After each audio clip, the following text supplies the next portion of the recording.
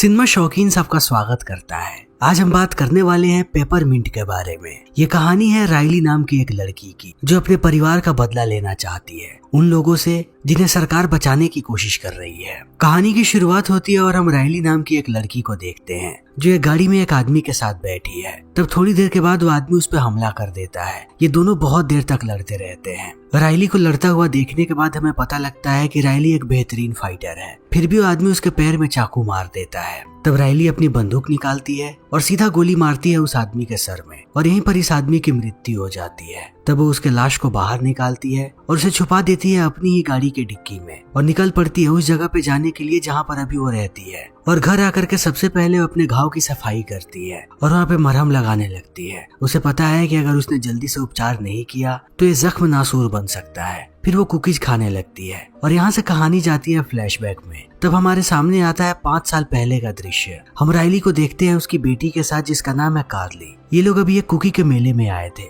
और वहाँ से बाहर आने के बाद अपनी गाड़ी में चीजों को रख रहे हैं। तभी यहाँ पर एक औरत आ जाती है अपनी बेटी के साथ। वो राइली को बहुत ही बुरा भला कहती है।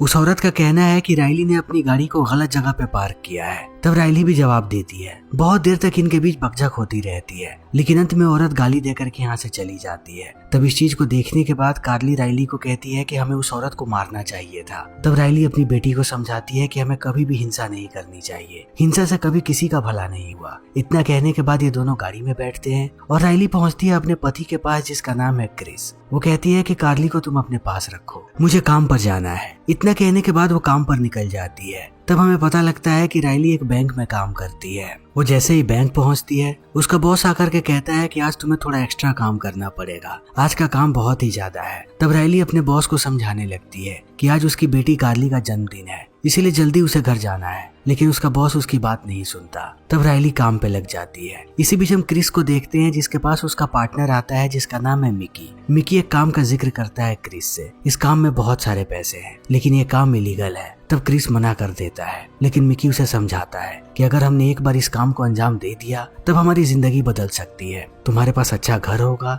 और तुम राइली को और भी ज्यादा खुश रख पाओगे। तब क्रिस इस बारे में सोचने लगता है। इसी बीच हम राइली को देखते हैं जो रात में अपने घर पे आती है। तब वो देखती है कि उसके घर पे कोई भी नहीं है, कोई भी कार्ली के बर्थडे पार्टी में नहीं आया। तब उसे पता लगता है कि जिस औरत से आज उनकी बकझक हुई थी उसकी बेटी का नाम पेग है। पेग ने एक शानदार पार्टी दी है, सारे के सारे लोग उसी की पार्टी में गए हुए हैं और ये बात कहीं ना कहीं कार्ली को बुरी लग रही है कि अपने बर्थडे के दिन पर भी वो अकेली है। तब राइली कार्ली को कहती है कि हम मेले में जाएंगे और वहाँ जाकर के तुम्हारा बर्थडे सेलिब्रेट करेंगे, तुम जो गिफ्ट चाहो वो गिफ्ट वहाँ से ले लेना। तब इन बातों को सुनने के बाद कार्ली खुश हो जाती है और क्रिस राइली को कहता है कि मैं बहुत ही जल्द सारी चीजों को ठीक करने वाला हूँ। फिर ये लोग मेले के लिए निकल पड़ते हैं। इसी बीच हम कोर्टेज नाम के एक आदमी को देखते हैं जिसने क्रिस पर नजर रखा हुआ था। वो इस बारे में बताता है अपने बॉस गार्सिया को। गार्सिया बहुत ही खतरनाक आदमी है। उसे लगता है कि क्रिस ने उसे धोखा दिया है।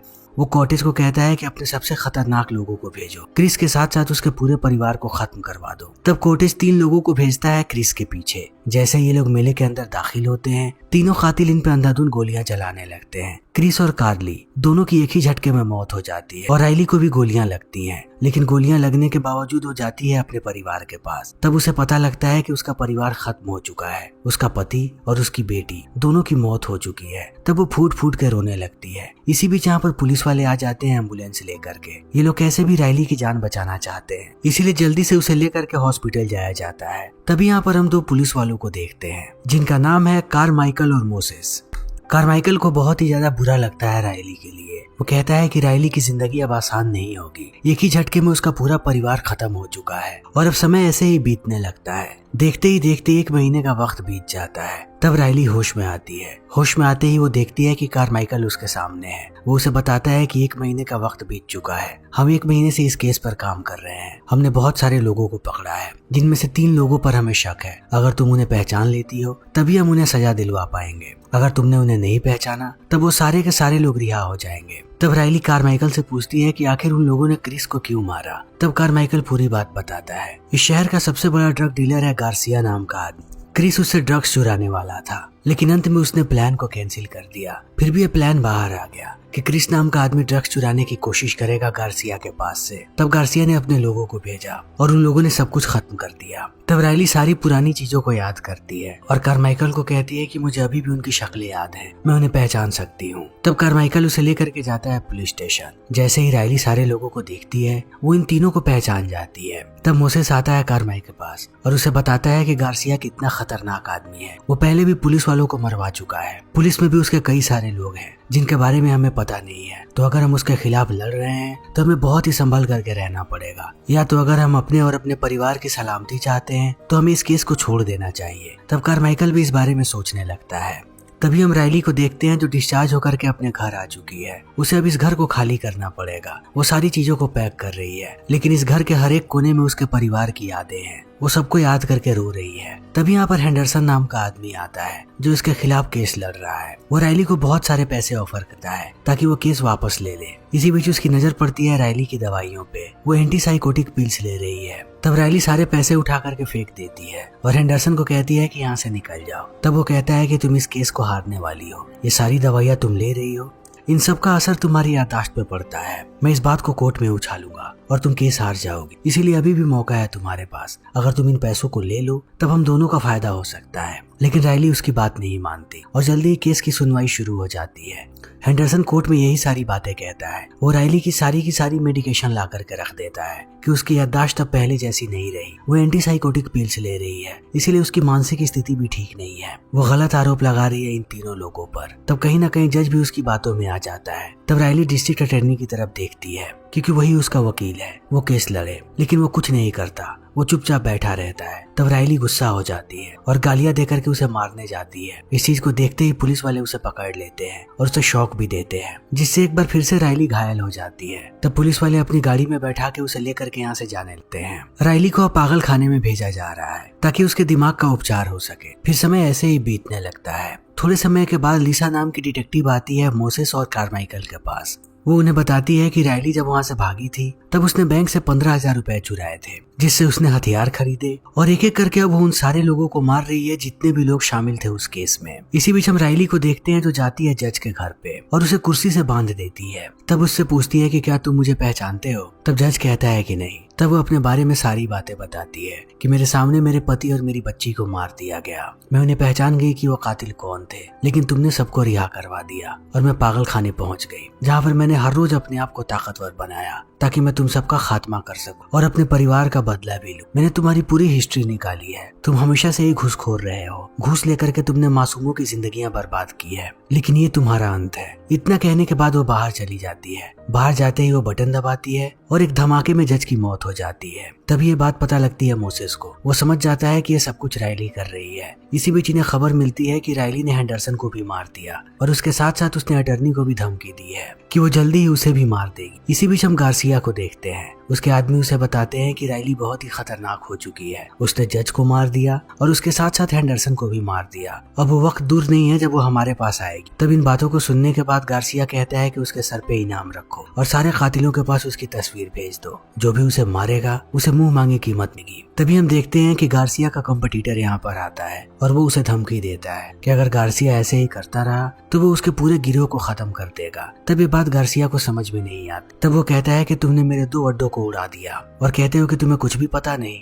तब गार्सिया समझ जाता है कि इस काम को भी राइली ने ही किया है ताकि सारे लोग गार्सिया के दुश्मन बन जाएं। तभी हम राइली को देखते हैं जो एक बस में बैठ करके जा रही है। उसके बगल में एक बच्चा बैठा होता है अपने पिता के साथ। तब वो उसे एक खिलौना देती है। वो देखती है कि उस बच्चे का पिता शराब के नशे में धुत है। तब वो उनका पीछा करने लगती है। जैसे ये लोग एक स्टोर में जाते हैं, राइली बंदूक तान देती है उस आदमी पे और कहती है कि मुझसे वादा करो कि आज के बाद तुम शराब नहीं पियोगे। अगर तुम ऐसे ही शराब पीते रहे तब तुम्हारी बेटी की जिंदगी बर्बाद हो जाएगी। अगर मैंने तुम्हें दोबारा शराब पीते हुए देखा तब मैं तुम्हें गोली मार दूंगी। इतना कहने के बाद वो स्टोर के मालिक को कहती है कि इसे शराब मत बेचना दोबारा। फिर वो उस आदमी का कार्ड लेती है और बदले में उसे बहुत सारा कैश देकर के निकल जाती है। राइली का अगला टारगेट है मार्विन नाम का आदमी जो गार्सिया के लिए मनी लॉन्ड्रिंग का काम करता है। गार्सिया के जितने भी इलीगल पैसे हैं उन्हें मार्विन ही एक जगह से दूसरी जगह पहुंचाता है। अब राइली पीछा करने लगती है मार्विन का। मार्विन जाता है घर के अंदर, तब वो भी चली जाती है दरवाजे पे। वहाँ के गार्ड्स को देख करके लगता है कि ये कोई भिखारी है। तभी राइली रायली इन दोनों पर हमला कर देती है और एक वक्त के बाद इनका काम तमाम हो जाता है। वो जैसे ही अंदर जाती है, अंदर के लोग उसे पहचान जाते हैं क्योंकि हाल ही में रायली की फोटो आई थी टीवी पर। जब सबने उसे देखा था कि रायली कैसे लोगों को मार रही है, तब सारे लोग उस पर टूट पड़ते हैं। लेकिन रायली भी तैयार है। वो अपनी बंदूक निकालती है और एक एक करके सबको मारने लगती है। एक वक्त के बाद वो मार्विन को छोड़ करके बाकी सबको मार देती है और मार्विन से पूछती है कि मुझे बताओ आखिर गार्सिया का प्लान क्या है और वो मुझे कहाँ पर मिलेगा। तब मार्विन डर के मारे सारी चीजें बता देता है। लेकिन जैसे ही रायली यहाँ से जाती है, मार्विन ये सारी बातें बताता है गार्सिया को। तब गार्सिया आग बबूला हो जाता है कि उसने एक सनकी औरत को इनकी सारी की सारी प्लानिंग बता दी। तभी हम लिसा को देखते हैं जो मोसेस और कारमाइकल के साथ आई हुई है यहाँ पर। यहाँ से जाने से पहले रायली ने पूरे के पूरे बिल्डिंग को उड़ा दिया, जिसमें कार्टेल के बहुत सारे पैसे थे और बहुत सारे ड्रग्स भी। उसने सबको जला करके राख कर दिया है। इस चीज को देखने के बाद ये लोग समझ जाते हैं कि इस काम को रायली ने ही किया है, क्योंकि अब हर एक न्यूज चैनल पे सिर्फ और सिर्फ रायली की बातें हो रही हैं। लेकिन कारमाइकल कहता है कि मुझे लगता है कि रायली के नाम पे ये सारे क्राइम्स कोई और कर रहा है, ये शायद रायली नहीं कर रही। लेकिन मोसेस इस बात पर भरोसा नहीं करता। कहता है कि रायली को पकड़ने का हमारे पास सिर्फ एक ही मौका है। अगर हम गार्सिया के पास चले जाएं, तब हम रायली को भी पकड़ सकते हैं। इतना कहने के बाद वो चले जाते हैं गार्सिया का लोकेशन निकालने के लिए। लेकिन लिसा अब सोच रही है कि आखिर रायली कहाँ पर छुप सकती है। लिसा भी एक लड़की है। तभी हमें पता लगता है कि गार्सिया ने मार्विन को मार दिया। उसे लगता है कि मार्विन रायली के साथ मिला हुआ था और वही सारी की सारी खबरें दे रहा था। इसी बीच हम देखते हैं कि मोसेस और कारमाइकल ये सारे लोग पीछे लगे हुए हैं रायली का लोकेशन पता लगाने। तभी लिसा उस जगह पे पहुंच जाती है जहाँ पर रायली रहती है। वो हर जगह पर उसे ढूंढ रही है, लेकिन रायली अभी यहाँ पर नहीं है। तभी हम रायली को देखते हैं जो जाती है गार्सिया के एक वेयर हाउस पे, जहाँ के बारे में उसे पता लगा था। लेकिन अंदर जाने के बाद उसे एहसास होता है कि यहाँ पर उन लोगों ने जाल बिछा करके रखा है ताकि वो रायली को पकड़ सके। अब सारे लोग रायली पर हमला कर देते हैं। तब रायली भी इन्हें मारने लगती है। वो जानती है कि वो इतने सारे लोगों से नहीं लड़ सकती। तब वो इस जगह को आग लगा देती है। उसे पता है कि जल्दी ये जगह ब्लास्ट होने वाली है। तब वो कूद जाती है नाले के अंदर। वो जैसे ही यहाँ से दूर निकलती है, ये पूरा का पूरा जगह ब्लास्ट हो जाता है। तब सबको लगता है कि रायली मर गई। वहीं दूसरी तरफ रायली एक गाड़ी में बैठती है और यहाँ से निकलने लगती है। तब उसे एहसास होता है कि गार्सिया के 2 लोग उसका पीछा कर रहे हैं। उन लोगों ने उसे देख लिया है।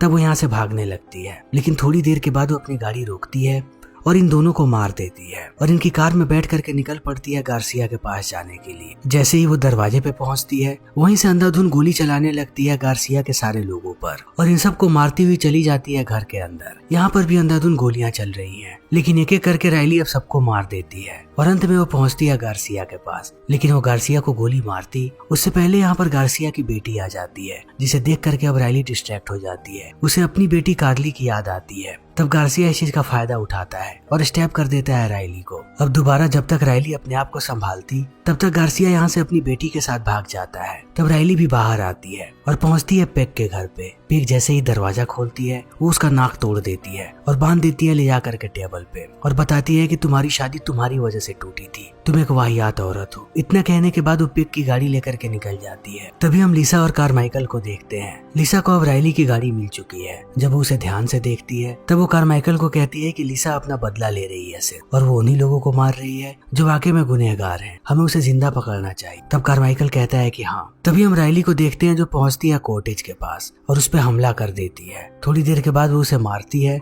और उससे पूछती है कि गार्सिया कहाँ पर है। तब वो बता देता है गार्सिया के बारे में। यहीं पर रायली को पता लगता है कि कारमाइकल काम करता है गार्सिया के लिए। तब वो इस आदमी का फोन लेती है और पुलिस को इन्फॉर्म करने की कोशिश करती है। लेकिन अब हर जगह टीवी पर उसके ही चर्चे हैं क्योंकि उसने बहुत सारे लोगों को मारा है और जितने लोगों को गार्सिया मार रहा है वो सारे के सारे मौत इसी के सर पर आ रहे हैं। तभी गार्सिया कॉल करता है रायली को और कहता है कि अब तुम जिंदा नहीं बचने वाली, या तो तुम मेरे पास आओ या पुलिस वाले के पास जाओ। अगर तुम मेरे पास आई तब हम आसानी से समझौता कर सकते हैं। तब इन बातों को सुनने के बाद रायली पहुंचती है गार्सिया के पास। जैसे ही गार्सिया उसे देखता है, वो उसे बड़ी ही बेरहमी से पीटने लगता है। तभी रायली जमीन पर पड़ी बंदूक को उठा लेती है और यहाँ पर पुलिस वाले आ जाते हैं। चारों तरफ से गोलियां चलने लगती हैं। तब गार्सिया अपनी बंदूक निकालता है और कारमाइकल को शूट कर देता है क्योंकि उसे लगता है कि कारमाइकल उसे धोखा दे रहा था। कारमाइकल अब तक गार्सिया के लिए ही काम काम कर रहा था। अब गार्सिया यहाँ से भागने लगता है। तब राइली उसके पीछे जाती है, वो उसे पकड़ती है और बड़ी ही बेरहमी से पीटती है और अंत में उसके सर पे बंदूक तान देती है गोली मारने के लिए। तभी यहाँ पर मोसेस आ जाता है और वो राइली पे बंदूक तान देता है। उसे कहता है कि कानून को अपने हाथ में मत लो, गार्सिया ने जो कुछ भी किया है उसकी सजा उसे सरकार देगी। तब राइली कहती है कि मेरा सरकार से भरोसा उठ चुका है,